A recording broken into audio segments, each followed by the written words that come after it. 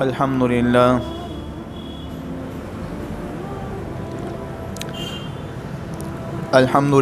رب العالمین والعاقبۃ للمتقین والصلاة والسلام علی سید الانبیاء والمرسلین وعلی آلہ وصحبہ اجمعین۔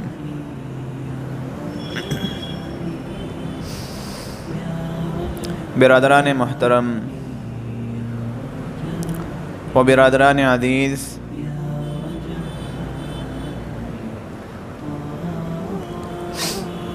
اللہ کے رسول صلی اللہ علیہ وسلم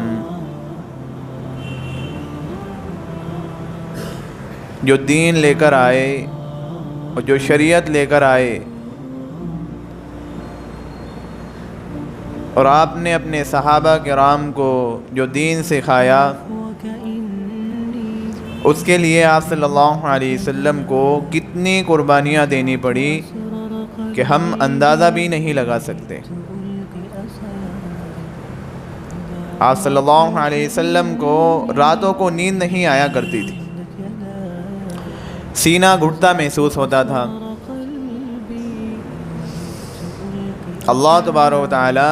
خود اپنے محبوب صلی اللہ علیہ وسلم کو تسلیاں دیتے تھے، وَاصْبِرْ فَإِنَّكَ بِأَعْيُنِنَا، اے محبوب آپ صبر کیجئے، آپ ہماری آنکھوں کے سامنے ہیں۔ وَلِرَبِّكَ فَاصْبِرْ، اپنے رب کے لیے صبر کیجئے۔ آپ علیہ السلام کی عظمت شان کی وجہ سے آپ کو خصوصیت کے ساتھ حکم تھا کہ آپ انتقام کی صورت اختیار نہ کریں، آپ انتقام کی صورت اختیار نہ کریں، بلکہ آپ صبر کی صورت اختیار کریں، اور جس کے بارے میں اللہ نے فرمایا وَاصْبِرْ وَمَا صَبْرُكَ إِلَّا بِاللَّهِ، کہ آپ صبر کیجئے، آپ کا صبر کرنا یہ اللہ کی توفیق خاص سے ہے،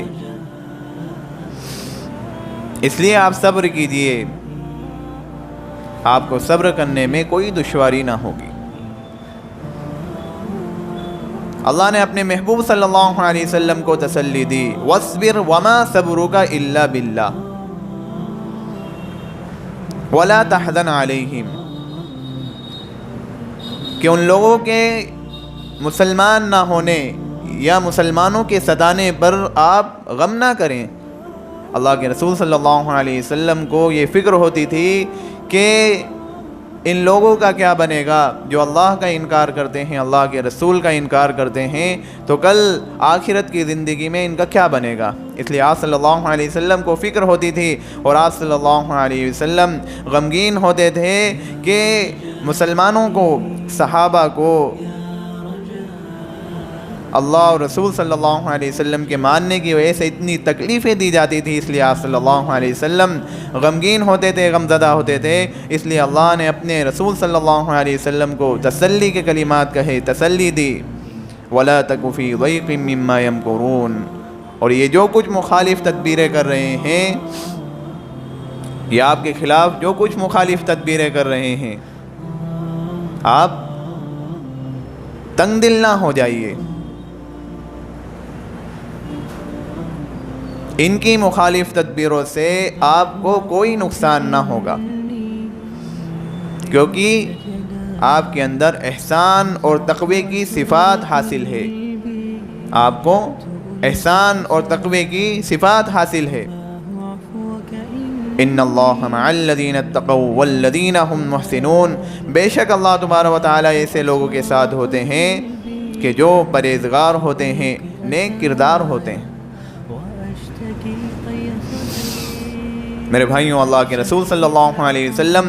مکہ مکرمہ کے بازار سے گزر رہے تھے، چند نوجوانوں نے دیکھا اور کہنے لگے کہ یہ تو وہی ہے نا کہ جو ہمارے معبودوں کو برا بھلا کہتا ہے۔ چنانچہ آپ صلی اللہ علیہ وسلم کو گھیر لیا اور پریشان کرنا شروع کیا، کہیں آپ صلی اللہ علیہ وسلم کے عمام مبارک کو کھینچا، کہیں منہ مبارک یعنی داڑھی کو کھینچا، آپ صلی اللہ علیہ وسلم کو بے حد پریشان کیا۔ اور ان میں سے ایک بدبخت نے آپ صلی اللہ علیہ وسلم کے چہرے انور پر تھوک دیا، دوسرے نے تھوکا، یہاں تک کہ ان سب بدبختوں نے آپ صلی اللہ علیہ وسلم کے چہرے انور پر تھوکا، جس کی وجہ سے والضحیٰ والے چہرے انور پر ایک کیچڑ سا بن گیا۔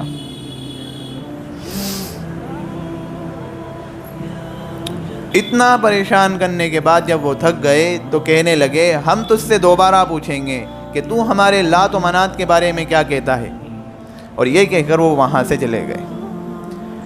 آپ صلی اللہ علیہ وسلم کی بڑی صاحبزادی حضرت زینب رضی اللہ عنہا کو جب یہ پتہ چلا تو وہ پیالے میں پانی لے کر آئیں۔ ابا حضور کے چہرے پر جب وہ کیچڑ دیکھا تو ان کی آنکھوں سے آنسو آ گئے، کہنے لگی، اللہ کے رسول صلی اللہ علیہ وسلم نے ان کو تسلی دیتے ہوئے فرمایا کہ بیٹی رونا، کہ تیرا باپ جس دین کو لے کر آیا ہے وہ ایک دن ہر کچے پکے مکان میں پہنچ کر رہے گا۔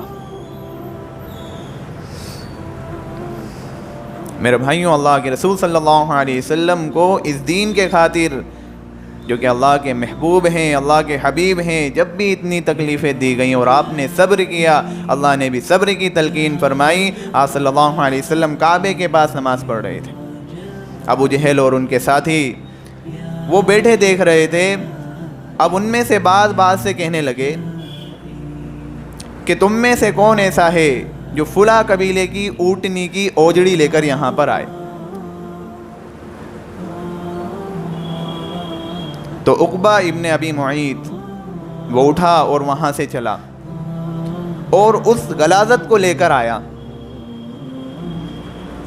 اور انتظار کرنے لگا کہ کب آپ صلی اللہ علیہ وسلم سجدے کی حالت میں جائیں۔ جب آپ صلی اللہ علیہ وسلم نے سجدے میں اپنے چہرے انور کو زمین بوس کیا تو اس بدبخت نے، اس نالائق نے اس غلاظت کو آپ صلی اللہ علیہ وسلم کی پیٹھ پر رکھا، کندھے کے دونوں درمیانوں میں اس اوجڑی کو رکھ دیا۔ اب جس کی وجہ سے اللہ کے رسول صلی اللہ علیہ وسلم کے لیے اٹھنا دشوار ہو گیا، آپ صلی اللہ علیہ وسلم اٹھ نہیں پا رہے تھے۔ اور یہ سب وہ دیکھ کر، وہ جو مجلس لگی ہوئی تھی ابو جہل اور اس کے ساتھی، وہ ٹھاٹے مار کر ہنس رہے تھے۔ عبداللہ بن مسعود رضی اللہ عنہ یہ سب دیکھ رہے تھے، یہ سارا منظر دیکھ رہے تھے، لیکن اپنی کمزوری اور ضعف کی وجہ سے اور ان ظالموں کے خوف کی وجہ سے وہ آپ صلی اللہ علیہ وسلم کے دفاع کرنے سے عاجز تھے۔ حضرت فاطمہ رضی اللہ عنہا کو اس بات کی خبر ہوئی تو وہ آئیں اور آپ صلی اللہ علیہ وسلم کے پیٹھ پر سے اس اوجڑی کو، اس غلاظت کو ہٹایا۔ میرے بھائیوں، مکہ کی 13 سال کی جو زندگی، 13 سال جو دور گزرا ہے، اس میں آپ صلی اللہ علیہ وسلم کو ذہنی اور جسمانی اعتبار سے پریشانیوں کا سامنا کرنا پڑا۔ کہیں تو آپ صلی اللہ علیہ وسلم کے قتل کا ارادہ کیا گیا، کہیں آپ صلی اللہ علیہ وسلم پر پتھر پھینکے گئے، کہیں تو آپ صلی اللہ علیہ وسلم پر مٹی پھینکی گئی، اور کہیں آپ صلی اللہ علیہ وسلم کے راستے میں کانٹے ڈالے گئے، کہیں آپ صلی اللہ علیہ وسلم کے سر مبارک اور داڑھی مبارک کو کھینچا گیا، کہیں آپ صلی اللہ علیہ وسلم کے چہرے انور پر تھوکنے کی بدبختانہ کوششیں کی۔ لیکن اللہ کے رسول صلی اللہ علیہ وسلم اس دین کی اشاعت کے خاطر ہمہ تن مشغول رہے، اور اللہ کے محبوب صلی اللہ علیہ وسلم کے جو صحابہ تھے انہوں نے بھی قربانیاں دے کر بتائیں کہ صحابہ کرام رضوان اللہ علیہم اجمعین نے کتنی تکلیفیں برداشت کی۔ میرے بھائیوں، تکلیفوں کا، صحابہ کی تکلیفوں کا جب ذکر کیا جاتا ہے تو حضرت بلال حبشی رضی اللہ عنہ کا واقعہ ضرور یاد آتا ہے۔ حضرت بلال حبشی رضی اللہ عنہ وہ مشہور صحابی ہیں جو آپ صلی اللہ علیہ وسلم کے زمانے تک مسجد نبوی کے ہمیشہ مؤذن رہے۔ وہ ایک کافر کے غلام تھے، غلامیت میں ایمان لے آئے۔ جب ان کے مالک کو پتہ چلا تو تکلیفیں دینا شروع کی، ایک تو غلام اور پھر غلامیت میں اسلامیت، اس لیے اور تکلیفیں دی جاتی تھی۔ یہ امیہ بن خلف اور ابو جہل، یہ مسلمانوں کا سخت دشمن، یہ سخت گرمی کے موسم میں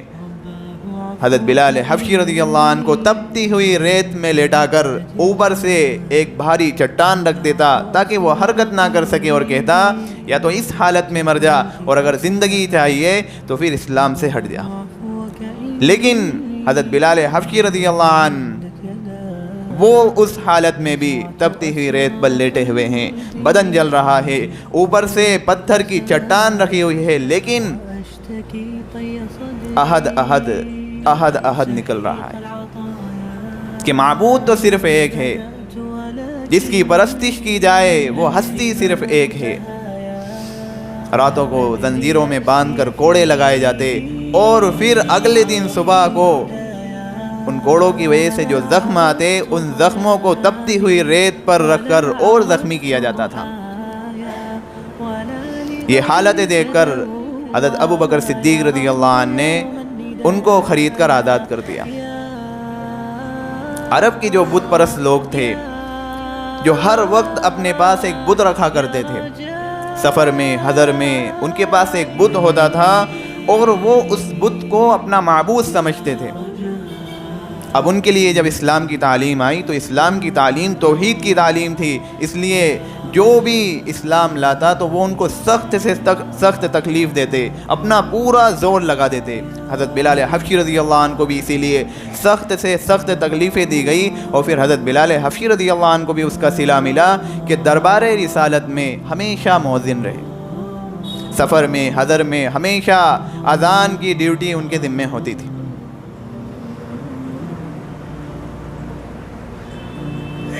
اللہ کے رسول صلی اللہ علیہ وسلم کے وصال کے بعد مدینہ میں آپ صلی اللہ علیہ وسلم کی جگہ کو خالی دیکھنا اور وہاں پر رہنا ان کے لیے مشکل ہو گیا۔ اس لیے حضرت ابو بکر صدیق رضی اللہ عنہ سے اجازت مانگی اور اعلاء کلمت اللہ کے لیے مدینہ طیبہ چھوڑ کر نکل گئے۔ ایک عرصے تک، ایک وقت تک مدینہ طیبہ کی طرف رخ کر کے بھی نہیں دیکھا، نہیں لوٹے، لیکن آپ صلی اللہ علیہ وسلم کی خواب میں زیارت ہو گئی۔ آپ صلی اللہ علیہ وسلم نے فرمایا، بلال کیا ناراضگی ہے، یہ کیا ظلم ہے،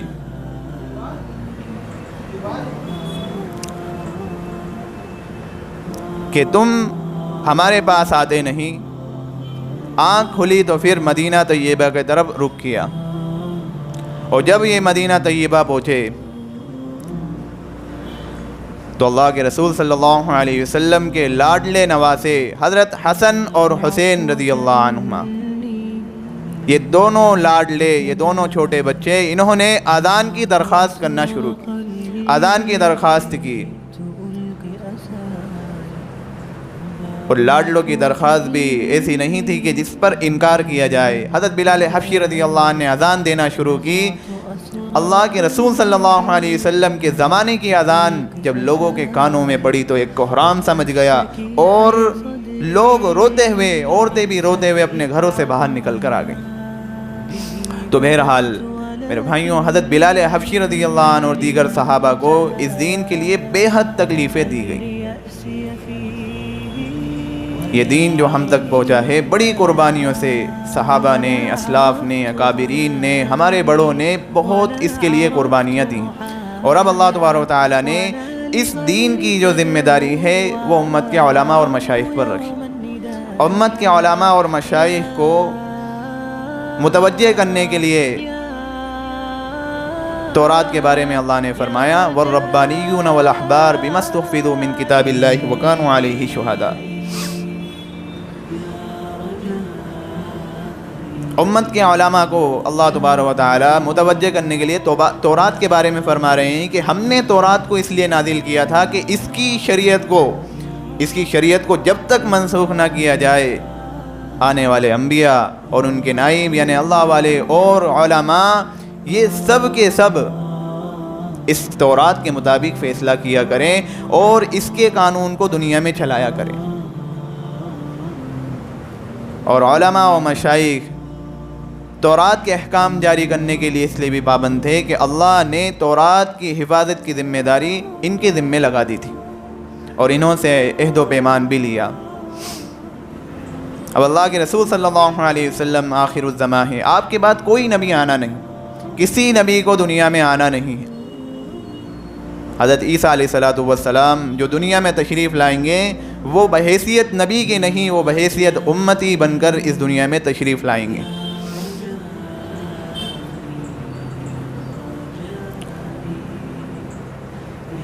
آپ صلی اللہ علیہ وسلم جو شریعت اور دین لے کر آئے یہ بھی آخری ہے۔ اللہ کے رسول صلی اللہ علیہ وسلم نے فرمایا ان العلماء ورثۃ الانبیاء، کہ علماء انبیاء کے وارث ہیں۔ اللہ تبارک و تعالیٰ نے اہل علم پر یہ ذمہ داری ڈال دی، یہ جہلا پر یہ ذمہ داری نہیں ڈالی بلکہ اہل علم پر ڈال دی کہ ان کو اللہ کی کتاب کی حفاظت کرنی ہے۔ اس لیے علماء نہ تو کسی کو قرآن و حدیث کی ظاہری حالت میں تبدیلی کرنے کی اجازت دیں گے اور نہ اس کے معنی و مفہوم کو غلط لینے کی بھی اجازت دیں گے، اور اگر کوئی یہ ناپاک جسارت کرے گا تو پھر یہ احقاق حق اور ابطال باطل، یعنی حق کو حق اور باطل کو باطل کر کے دکھائیں گے۔ یہ علماء کی ذمہ داری ہے کہ وہ اوپر والوں سے علم کو سیکھیں اور آنے والی نسلوں تک علم کو پہنچائیں۔ اس طرح یہ علمی تسلسل اس امت میں چلتا رہا، اور اس علمی تسلسل کا ایک بڑا پس منظر یہ مدارس اور مکاتب ہے۔ میرے بھائیوں، مدارس میں جو کچھ پڑھایا جاتا ہے یہ کوئی آج کی نئی اختراع، یہ نئی بات، نئی چیز نہیں ہے، بلکہ یہ تو صحابہ کرام، اکابرین اور اسلاف سے وہ سیکھی ہوئی باتیں ہیں جو آنے والی امت تک پڑھائی جاتی رہیں گی۔ اس لیے ہر مومن پر دو ذمہ داری، ایک تو خود دین کو سیکھنا اور دوسرا آنے والی نسلوں کو دین سکھانا۔ لیکن آج کا المیہ کیا ہے؟ آج المیہ یہ ہے کہ بچوں کے اندر اور نوجوان نسلوں کے اندر انگریزی تعلیم کی قدر اس طرح ڈال دی کہ آپ صبح کو آپ دیکھیں گے کہ کتنے بچے اور بچیاں وہ تازہ چہروں کے ساتھ وہ اسکول اور کالجوں کی طرف جا رہے ہوتے ہیں، اور ایک منظم طریقے سے کہ باقاعدگی سے اسکول جانے کے لیے گاڑی لگی ہوئی ہوتی ہے، جو گاڑی لینے کے لیے بھی آتی ہے، چھوڑنے کے لیے بھی جاتی ہے، یا تو فکر سے خود چھوڑنے کے لیے جاتے ہیں اور لینے کے لیے آتے ہیں۔ اور پھر اسکول کی جو گائیڈ لائنیں ہوتی ہیں، جو اصول انہوں نے متعین کر دیے کہ پراپر ایک اسکول کی جو ڈریس ہے، بیگ ہے، کورس ہے، سب پر 100% عمل ہو رہا ہوتا ہے۔ لیکن دوسری طرف یہ جو مکاتب ہیں، یہ مدارس ہیں، چاہے جتنی گائیڈ لائن بنا دیں، چاہے جتنے اصول متعین کر دیں، عمل نہیں ہوگا۔ اگر بچے کو مکتب میں آنا ہے تو وہی باسی چہرے کے ساتھ، چاہے مکاتب میں وہ ڈریس کو، ٹوپی کو متعین کر دیں، بیگ کو متعین کر دیں، کورس کو متعین کر دیں، نہیں، انہیں تو گھر کے سادہ کپڑوں کے ساتھ ایک جھولا لٹکا کر آنا ہے جس میں پھٹی ہوئی دینی کتابیں ہوں گی۔ وہی بچہ اسکول میں کتنی فکر مند ہوتا ہے، میرے پاس ڈریس نہیں ہے، میرے پاس بیگ نہیں ہے، میرے پاس کورس نہیں ہے، میری اسکول کی فیس جمع نہیں ہے، لیکن یہ بچہ مکتب میں جب آتا ہے تو بے فکر ہو کر آتا ہے۔ اور میرے بھائیوں، میں آپ کو بتاؤں، یہ بے فکری کی ذہنیت اور بے قدری کی ذہنیت یہ گھر والوں، یہ ماں باپ کی طرف سے ملی ہے۔ ان بچوں نے ماں باپ کے ذہن کو پڑھ لیا، ان کی فیلنگ کو محسوس کر لیا ہے کہ بیٹا دیکھو، یہ جو تعلیم ہے اس کا ظاہر میں کوئی رزلٹ نہیں، اسکول کی تعلیم کا رزلٹ ہے، پڑھو گے، اسکول جاؤ گے، پڑھو گے تو پھر اچھا کام کرو گے، نوکری کرو گے تو کماؤ گے، اور پھر کماؤ گے تو پھر اچھا گھر بناؤ گے، گاڑیاں لاؤ گے، تو یعنی کل ملا کر بات ایسی ہے کہ لائف اسٹائل بہت اچھی ہو جائے گی۔ اور ایک اور بہت بڑی کمزوری ہماری کہ ہم اگر مکتب میں بھیج بھی رہے ہوتے ہیں تو یہ 1.5 گھنٹے کی جو پڑھائی ہوتی ہے، اس 1.5 گھنٹے کی پڑھائی میں انہیں 2-3 سال کے اندر قرآن مکمل ہونا ضروری ہے۔ 2 سال ہو گئے ابھی قرآن نہیں پڑھا۔ میرے بھائیوں، اسکول کے لیے تو کبھی شکایتیں نہیں کی کہ اسکول میں یہ بچہ جو 9ویں 10ویں تک پہنچ جاتا ہے لیکن ہندی پڑھنا نہیں سیکھ پاتا صحیح سے، انگلش پڑھنا نہیں سیکھ پاتا، جو کہ بہت زیادہ، بھئی ہندی اور انگلش کتنی زیادہ عام ہے کہ آج دکانوں پر اور اس طریقے سے ہر جگہ ہماری یوز میں بھی آتی ہے انگلش اور ہندی، لیکن جو قرآن جو ہماری زبان ہی نہیں ہے اور جس کو ایک اصول سے شروع سے ایک پڑھایا جاتا ہے، اتنے منظم طریقے سے جس کو پڑھایا جاتا ہے، تو اس کے لیے انہیں اتنی جلدی رزلٹ چاہیے۔ لیکن اسکول بھی جاتا ہے، پھر کوچنگ بھی جا رہا ہوتا ہے، لیکن وہی بچہ 8ویں 9ویں میں پہنچ جاتا ہے، وہ ہندی بھی صحیح سے نہیں پڑھ پاتا، انگریزی بھی صحیح سے نہیں پڑھ پاتا، لیکن اس کے مقابلے میں تلنا کرتے ہیں اور یہاں پر شکایتیں کر رہے ہوتے ہیں۔ میرے بھائیوں، آپ صلی اللہ علیہ وسلم جو دین لے کر آئے یہ اتنا ہلکا بلکا نہیں کہ ہم اس کی اتنی ناقدری کریں۔ میرے بھائیوں، یاد رکھیں کہ ہم اگر فکر مند نہیں ہوئے، ہمارے اندر احساس پیدا نہیں ہوا، ہم نے اگر اس کی اہمیت کو نہیں لیا، تو ہماری یہ جو نوجوان نسلیں ہیں ان کی ذہنیت کبھی نہیں بنے گی۔ ہمیں فکر لینا ہوگی، ہمارے اندر اس کی اہمیت لانا پڑے گی، ورنہ کل قیامت کے دن یہی بچے یہ آپ پر مقدمہ دائر کر دیں گے۔ اللہ نے قرآن میں فرمایا، اِنَّا أَطَعْنَا سَادَتَنَا وَكُبَرَانَا فَأَضَلُّونَا السَّبِيلَ۔ یہ بچے فرمائیں گے کہ ہم نے تو ہماری بڑوں کی پیروی کی۔ مفسرین نے لکھا ہے کہ ماں باپ کی طرف اشارہ ہے، یہ بچے شکایت کریں گے، بچے ماں باپ کے خلاف شکایت کریں گے کہ اللہ انہوں نے مجھے کہا کہ یہ کورس کر لے، مجھے کہا کمپیوٹر کورس کر لے، میں نے کر لیا، انہوں نے کہا تو ڈاکٹر بن جا، میں ڈاکٹر بھی بن گیا، انہوں نے جو لائنیں دی میں نے وہ ساری لائنیں اختیار کی۔ اے اللہ، یہ مجھ سے یہ بھی کہہ سکتے تھے کہ تو دین کی پڑھائی کر لے، دین سیکھ جا، تو قرآن کو پڑھ لے، قرآن کو سمجھ لے، اللہ کے رسول صلی اللہ علیہ وسلم کی حدیثوں کو پڑھ لے، لیکن انہوں نے ایسا نہیں کیا۔ انہوں نے ہمیں گمراہی میں ڈال دیا۔ ربنا آتہم ضعفین من العذاب، اے اللہ انہیں 2 گنا عذاب دیجیے، وَلْعَنْهُمْ لَعْنًا كَبِيرًا، اور ان پر لعنت کی بارش فرما دیجیے، کیونکہ یہ تو خود تو ڈوبے اور ہمیں بھی لے ڈوبے۔ تو میرے بھائیوں، خود اپنے بچے، خود آپ کے بچے، وہ خود اپنے ماں باپ کے خلاف وہ اس طریقے سے مقدمہ دائر کریں گے، خود ماں باپ کے خلاف وہ کہیں گے کہ انہیں 2 گنا عذاب دیجیے اور انہیں کیا ہے کہ ان پر لعنت کی بارش فرما دیجیے۔ تو میرے بھائیوں، پھر ہمارا خود کا پڑھنا، ہماری خود کی نمازیں پڑھنا، خود کا دین سیکھنا کہاں تک کام آئے گا؟ اس لیے میرے بھائیوں، یہ ذمہ داری لیں کہ ہم خود بھی پڑھیں اور اپنے آنے والی نسل، اپنے بچوں کو بھی پڑھائیں گے۔